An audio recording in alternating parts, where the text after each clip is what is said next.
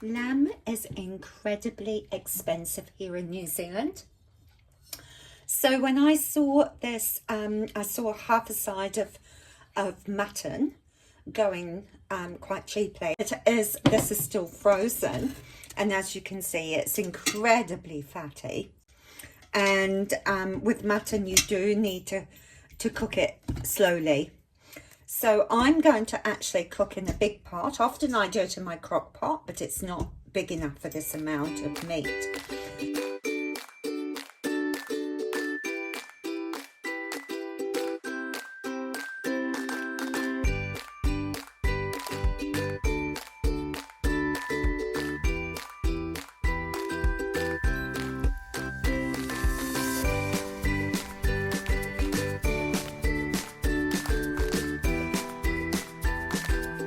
Going to take out the meat now, and when it's cooled I'll separate the meat from the bones, and I will also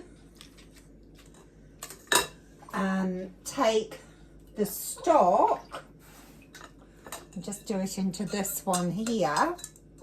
I will also take the stock and drain that and let it cool down. Now I will let that cool down overnight.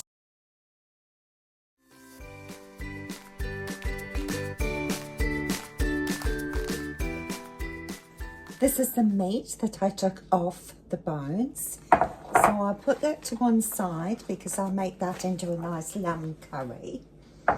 And as you can see, there's a lot of fat on the meat. So I'm just going to put it aside for now, and then put the stock back in the pot. Now you can see the stock is really watery at the moment. However, I've put the bones back in, and if you have a look at the bones, they've still got a lot of the sinewy stuff on them. Also, don't be afraid.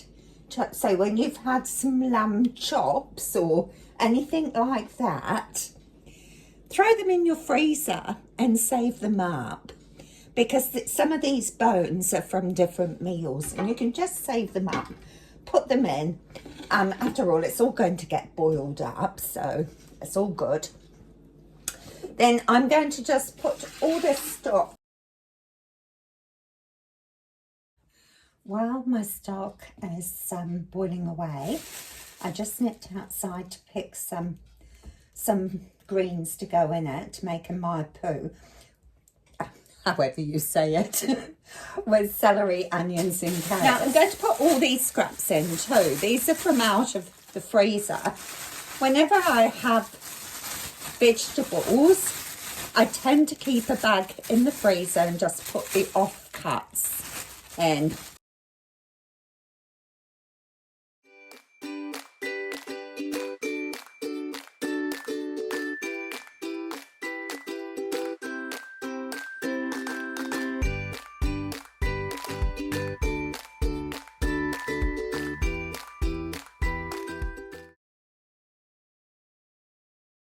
Point.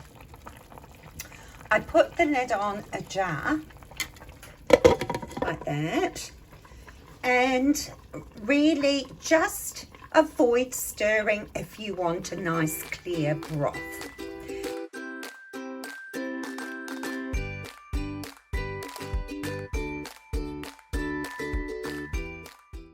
Today I'm going to save some of it, but I'm also going to pressure can some as well. As you can see, when the stock has been warmed up a bit, it returns to its liquid state.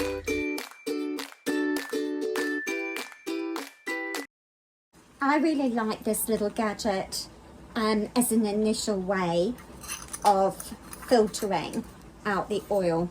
So hot jars, hot fat through here, and I am going to just pour it in.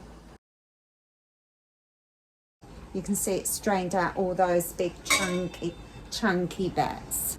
Now, if you're not storing it long term, that's actually fine like that.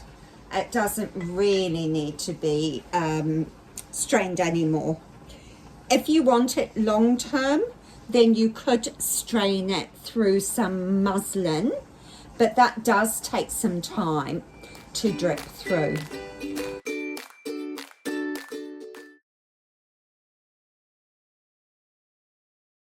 Well, that's me for today. We've made some beautiful stock. We've rendered down some tallow. We have some meat. All that from that fatty pieces of mutton.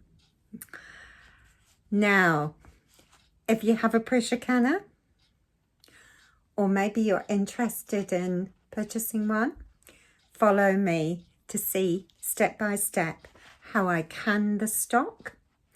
And I'll also make a curry and use my pressure canner for that. Be aware, those people that aren't familiar with pressure canners, it is not the same as a pressure cooker. They are totally different pieces of equipment. So you cannot use a pressure cooker for these recipes. Okay, have a wonderful day. Bye for now.